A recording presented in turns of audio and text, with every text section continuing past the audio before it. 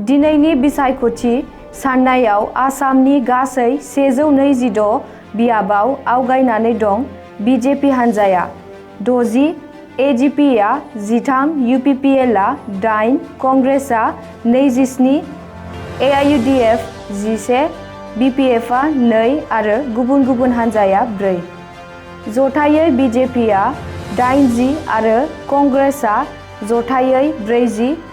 मख'नो गोनांदि गोदानै दाजानाय आसामनि राजखान्थि हान्जा लुरिन ज्योति गगৈ दैदेननाय एजिपि आरो अखिल गगৈ दैदेननाय रायजो दल जेडि हान्जाया मोनसेबो बियाबाव भट मोननो हायाखै। बे समसिमाव दिनैनि भट साननायजों फैगौ आसाम बिजेपि हान्जाखौनो सोरखार दाफिनगोनखौनो नुनो मोन्दों।